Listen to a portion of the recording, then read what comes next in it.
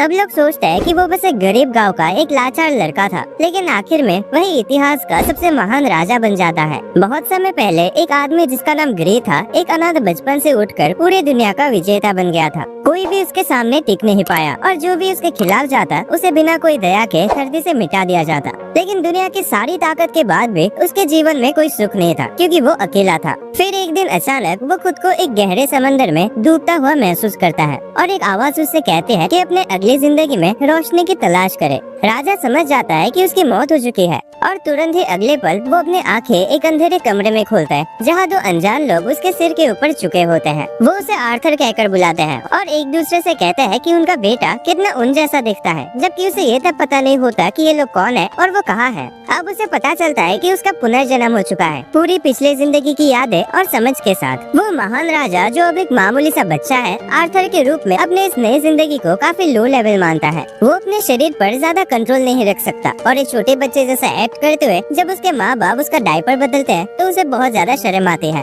एक दिन आर्थर देखता है कि उसका फादर मैजिक का यूज करके अपने शरीर को मजबूत बना रहे हैं ताकि वो आराम से खेतों में काम कर सके, और उसकी माँ उनका इलाज करते हैं जब वो चोट खा जाते हैं। यही पहली बात है जो आर्थर को इस नई दुनिया के लिए एक्साइटेड बनाते हैं और उसे पता चलता है कि ये दुनिया पृथ्वी नहीं है, क्योंकि यह जादू है। जल्दी ही आर्थर को पता चलता है कि उसके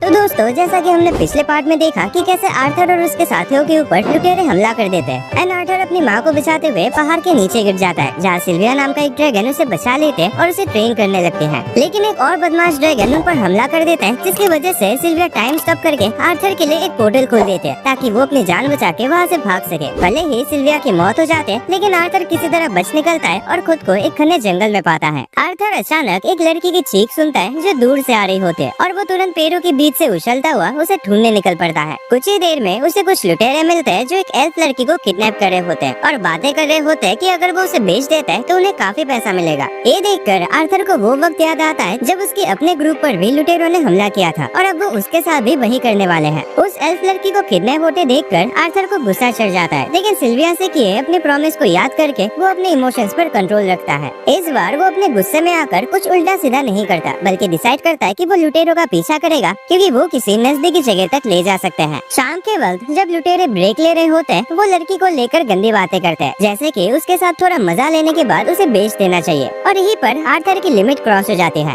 वो माना इकट्ठा करना शुरू करता है ताकि इन चिमकांडी लोगों को सबक सिखा सके। तभी वो नोटिस करता है कि ये लोग जंगल के मॉन्स्टर्स को मैजिक से कंट्रोल कर रहे हैं। आर्थर कुछ पत्थर मॉन्स्टर्स की तरफ फेंकता है, जिससे वो अलर्ट हो जाता है और जोर जोर से चीखने लगते हैं। लुटेरे पैनिक में आ जाता है क्योंकि उन्हें डर होता है कि ये चीखने की आवाज